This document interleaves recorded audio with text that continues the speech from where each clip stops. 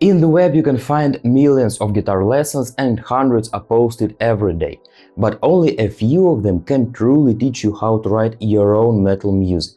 Others will just take your time. The problem is in the subject. The most of videos are guitar lessons. They teach you to play guitar, but not to write your own music. And that's the biggest trap, because a real composing exercise is one theory concept with a clear task to apply it.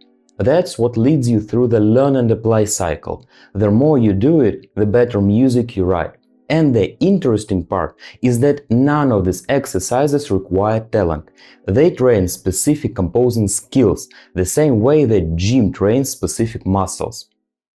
In this video, I'll give you the 5 real exercises that saved me as a musician.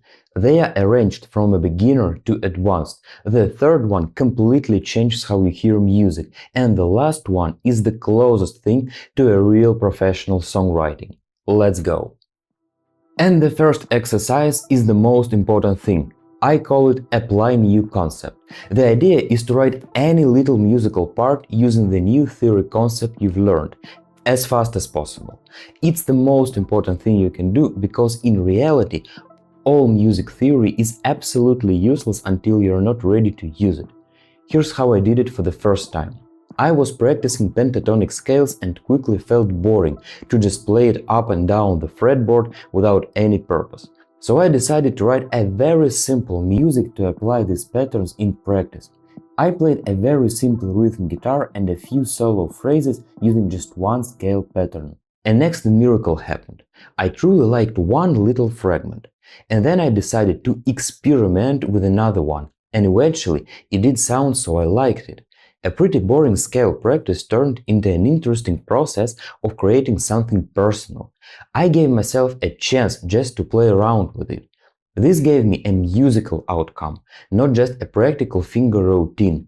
That's why it's so important to apply any musical knowledge you have instantly. Just check out this little fragment from those songs.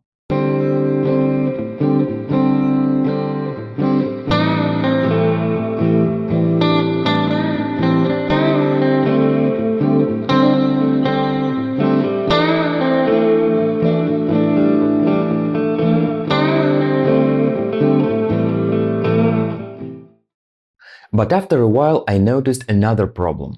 Even when I could write small musical ideas, I still didn't understand how a full song actually works. That's exactly why we need the next exercise. This will help you to work with the system, not just fragments. Later in this video, this exact mindset becomes critical when we start breaking down how real songs create emotions and groove.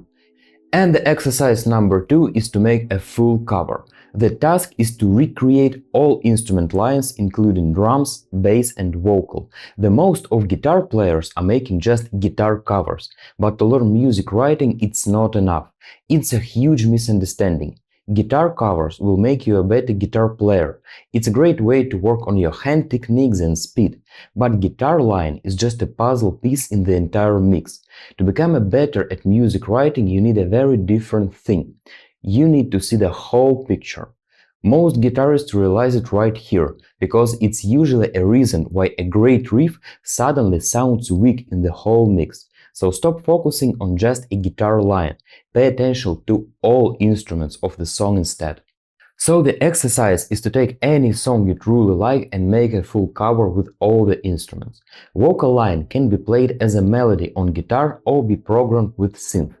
This will give you so many insights, because you could feel how other instruments change the guitar performance and build the entire mix. And yes, this is a way harder than making a normal cover, but that's exactly where the growth happens. Now you understand how instruments work together, but there's still a problem. You can copy music, but without understanding why it works that way. And this is where most musicians get stuck for years.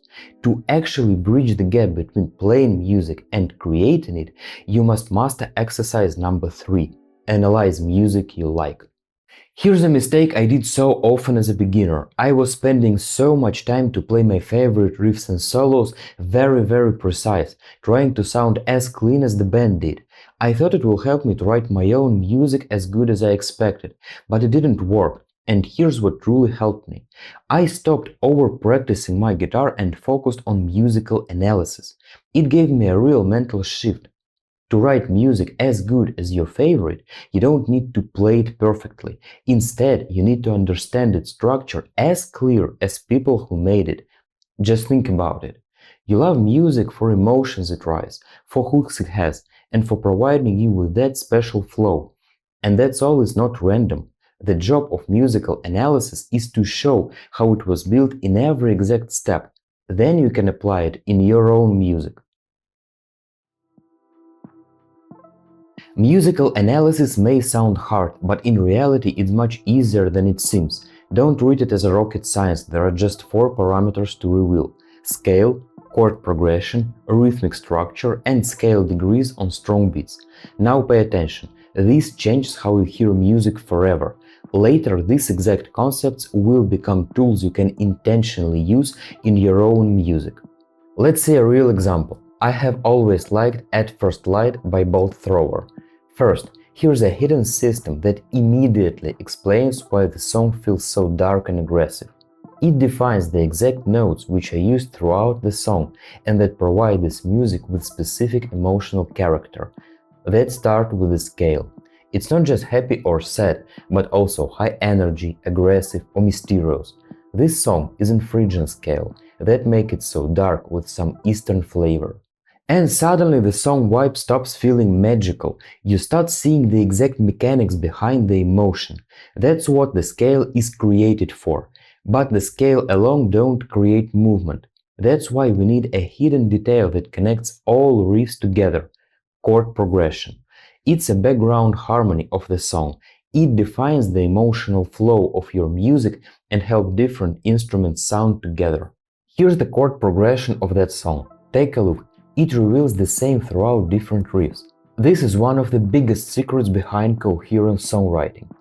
Different riffs are played over the same chord progression, and that makes the music so solid. Also, you should know that all these chords are built from the scale notes.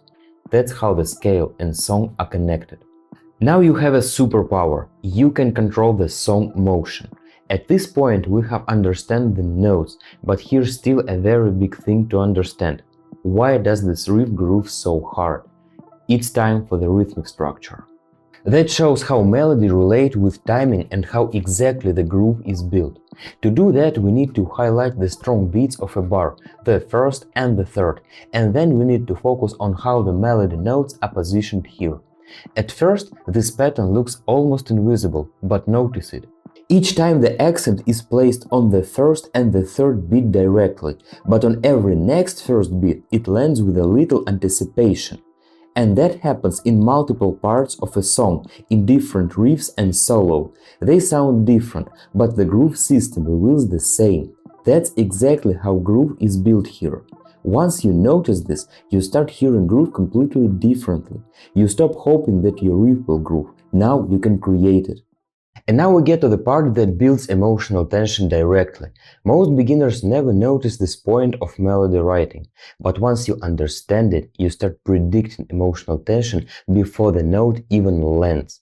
I'm speaking about the scale degrees on strong beats, a pretty advanced thing. Once listening to your favorite music, you've definitely felt how accented note builds tension or provides a special emotion. That's how the right scale degree was placed on the right spot. Here's a simple example. Being played over the root chord, this riff starts on the 5th scale degree, which gives it a stable and powerful feel. Then the accent lands on the scale degree 6 over the chord 2. It's a popular move in metal music that creates exotic tension in the dark environment of Phrygian scale. That's why the whole melody feels the same way, a strong, high-energy start followed by tension in the second half. At this point, tension in music stops being random. Now you choose where and how strong it is. This music theory is not easy, I know, and honestly, this is the exact point where most musicians quit learning theory. But this is what exactly saved me from being a bedroom dreamer. Once you can analyze music, something interesting happens. You stop treating songs like magic and start seeing them like systems you can manipulate.